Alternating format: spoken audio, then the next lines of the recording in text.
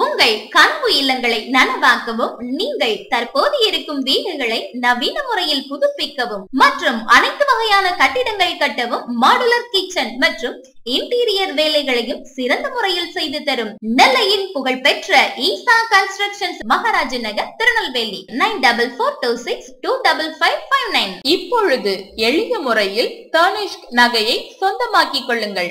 தனிஷ்க் தங்க அறுவடை நகை சேமிப்பு திட்டம். தனிஷ்க் ஹோட்டல் நைனா ஷாப்பிங் காம்ப்ளெக்ஸ், பழைய பஸ் நிலையம் அருகில், ஜங்ஷன், திருநெல்வேலி. செல் 9750952613. GST மற்றும் இன்கம் டாக்ஸ் குறித்த நேரத்தில் ஃபைலிங் செய்ய மற்றும் அனைத்து விதமான அக்கவுண்டிங் அண்ட் ஆடிட்டிங் தேவைகளுக்கு தொடர்பு கொள்ளவும். Win accounting solutions private limited, SN high road, Tirunelveli. Cell 9585070124. சரி, இந்த சத்ருகனாவது இருந்து ஆட்சி பண்ணானா, அவனும் கூடயே போயிட்டான். யார் கூட? பரதன் கூட. ஆக 4 பேரும் ஆட்சி மேல ஆசை இல்லாம, அந்த பீடத்து மேல ஆசை இல்லாம, அதிகார போதை இல்லாம தியாகம் செய்தார்கள். இந்த ஒண்ணு போதும் ராமகாதைக்கு அப்படின்னாரு எங்க அப்பா. நான் கேட்டேன் அவர்கிட்ட, இந்த 4 பேரும் யாரு முதல்ல அப்படின்னு கேட்டேன். எங்க அப்பா சொன்னார், 4 பேரும் சகோதரர்கள்னு சொன்னார். அந்த பக்கம் உனக்கு துரோணாச்சாரியார் கதை குழந்தையிலிருந்தே நீ படிச்சிருப்ப, ஞாபகம் இருக்கான்னு கேட்டார். ஆமா ஞாபகம் இருக்கு. ஏகலைவன் அதுல ஒரு கேரக்டர் வரும்ல, ஞாபகம் இருக்கான்னு கேட்டார். ஞாபகம் இருக்குன்னு சொன்னேன். இத மைண்ட்ல வச்சுக்கிட்டு பேசு அப்படின்னு என்னை அழைத்து கொண்டு வந்து முதல்ல விநாயகர் சதுர்த்தி அன்னைக்கு பிள்ளையார் சுழி போட்ட மண் இந்த நெல்லை மண் என்பதை சொல்லிக் கொள்வதிலே நான் மட்டற்ற மகிழ்ச்சி அடைகிறேன். மேடையில ஏறி என்னுடைய பங்கு வருகின்ற பொழுது, மேடைக்கு ஏறுவதற்கு முன்னதாகவே என் சகோதரிகிட்ட சொல்றேன், இடையிலெல்லாம் என்ற கேள்வி கேட்கக்கூடாது, நான் புது ஆளு, நீங்க பாட்டுக்கு படிச்சதெல்லாம் வச்சுக்கிட்டு என்ற கேள்வி கேட்கக்கூடாதுன்னு. உடனே எங்க அக்காவோட கணவர் சொன்னார், ஆமா அவ சொல்றது நியாயம் தானே, புதுசா மேடை ஏறுறா, இடையில எந்த கேள்வியும் கேட்டுறாதன்னார். காலேஜ்ல எல்லாம் கொடி கட்டி பறந்தா ஏன் ஒரு 10 நிமிஷம் பேச தெரியாதாங்கிறாங்க அப்பமும். நான் உங்க காலில் விழா குறையா விழுந்து தயவு செய்து என்னை இன்டராக்ட் பண்ணிட்டீங்க, எனக்கு ஒன்றும் ஓடாது, எல்லாம் மறந்துடும் சொல்லிட்டு மேடைக்கு வரேன். எங்க அப்பா எனக்கு கைட் பண்ண மாதிரியே ராமகாதையை பத்தி முதல்ல சொல்றேன். எப்படி தியாகம் செய்தார்கள் பாருங்கள் சகோதரர்கள்னு சொல்லிட்டு, ஏகலை மட்டும் இருந்தாலும் துரோணாச்சாரியார் கட்டவரல கேட்டது தப்புதான் அப்படின்னு. உடனே எங்க சிஸ்டர் என்ன அப்படியே பார்த்தாங்க. பார்த்த உடனே 2 தொடையும் கிடுகிடு கிடுகிடுன்னு ஆடுது எனக்கு. எதுக்கு பாக்குறாங்க? நம்ம பாட்டுக்கு பேசிட்டு உட்காரணும்னு உத்தரவாதம் வாங்கிட்டு தானே ஸ்டேஜுக்கு வந்திருக்கோம், எதுக்கு பாக்குறாங்க அப்படின்னு. அப்ப துரோணாச்சாரியார் செஞ்சது தப்பா அப்படின்னு கேட்டாங்க என்கிட்ட. நான் சொன்னேன், சொன்னாலும் சொல்லாட்டாலும் தப்பு தான். அப்படி பெரியவர்கள் எல்லாம் பழித்து பேசக்கூடாது தெரியுமான்னாங்க. நெற்றிக்கண் திறந்தாலும் குற்றம் குற்றமேனு நக்கீரன் சிவனே கேள்வி கேட்டான் தெரியுமா அப்படின்னு. கீழ இருந்து ஆடியன்ஸ் எல்லாம் கை தட்டுறாங்க. ஏன்னா அப்ப எனக்கு ரொம்ப சின்ன வயசு, ஒரு 27 வயசு தான் இருக்கும் அப்போ. அதுக்காக இப்போ ஒரு 70 வயசு இருக்குமான்னு கேட்கக்கூடாது. 27 வயசு தான் அப்போ. பேசிக்கிட்டே இருக்கும்போது என்கிட்ட கேட்டாங்க, நான் கல்லூரியில ஒரு பிரின்சிபல், என்னுடைய கல்லூரியில படிக்கிற மாணவிதான் முதலாவதாக வரணுங்கிற எண்ணம் எனக்கு இருக்கிறது தப்பா? துரோணர் பாடம் சொல்லி கொடுத்த அர்ஜுனன் தான் நம்பர் 1 வரணும்னு அவர் நினைச்சது தப்பு இல்லையே. என் கல்லூரி மாணவி தான் இங்க இருக்கக்கூடிய கல்லூரியிலே முதன்மையான மதிப்பெண் வாங்க வேண்டும் என்று நான் நினைப்பதுதானே நியாயம், அதைத்தானே துரோணரும் நினைச்சாருன்னு கேட்டாங்க.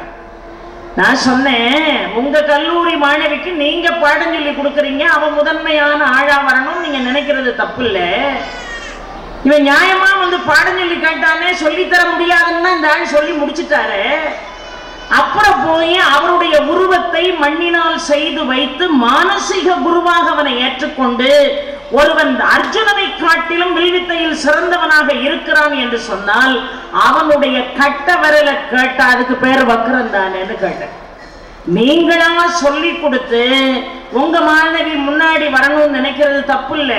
உங்ககிட்ட பாடத்தையே படிக்காத ஒருத்தர் உங்களை முன்னுதாரணமா வச்சுக்கிட்டு அம்மா மாதிரி பேசணும், அம்மா மாதிரி படிக்கணும்னு மனசுக்குள்ள மானசீக குருவாக உங்களை ஏற்றுக்கொண்டு ஏகலைவன் போல நான் நின்று பேச ஆரம்பிக்கிறேன் என்று சொன்னா என் நாக்க குடுன்னு கேட்டாரு. எவ்வளவு சங்கடமான விஷயமோ அத மாதிரிதான் துரோணர் கட்ட விரல குடுன்னு கேட்டாரு. ஏன்னா கட்ட விரல் இல்லைன்னா அம்ப கையில பிடிக்கவே முடியாதுங்கிற விஷயம் அவருக்கு தெரியும்னு சொன்னேன். இதே பெருமாள் புறத்துல அந்த கரகோஷம் அடங்குவதற்கு கிட்டத்தட்ட 5 நிமிடங்கள் ஆனது. அப்போது எனக்கு ஏற்பட்டது ஒரு உத்வேகம். ஆகா, நம்ம ஆழமா படிச்சா நாமளும் ஒரு பேச்சாளர் ஆகலாம் போல என்று காருக்கு வந்த உடனே எங்க தந்தையார் சொன்னாங்க, உண்மையாகவே நான் உயிரோட இருக்க போறனோ இல்லையோ எனக்கு தெரியாது, ஆனால் இந்த உலகம் புகழக்கூடிய ஒரு பேச்சாளராக நீ வலம் வருவது உறுதி என்று என்னுடைய தந்தை எனக்கு கொடுத்த ஆசை இன்றைக்கு உங்கள் முன்னால் நான் மேடையில் அமர்ந்திருக்கிறேன் என்று சொன்னால், பேச தெரியாத ஒருவரை பேச வைக்கக்கூடிய ஆற்றல் படைத்த மொழி எது என்று கேட்டால் தமிழ் மொழி. இன்னும் சொல்ல போனா ஒரு குரு இருக்கணும், எல்லா விஷயத்துக்கும் ஒரு குரு இருக்கணும் இல்லையா?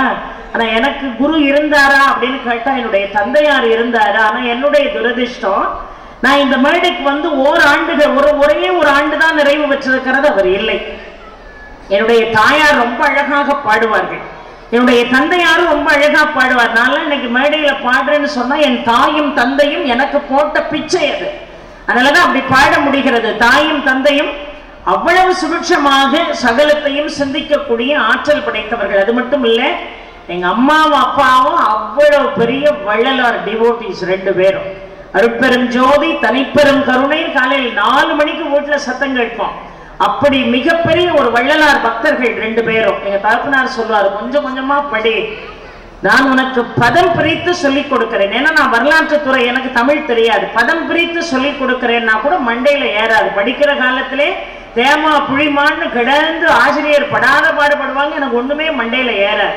அதான் எனக்கு இன்ஸ்பிரேஷன் யாரு தெரியுமா? வள்ளல் பெருமான் தான். வள்ளல் பெருமான் மாதிரி நான் ஞானின்னு சொல்ல வரல, அவர் காலில் ஒட்டி இருக்கக்கூடிய சாதாரண தூசு கூட நாம இல்லை.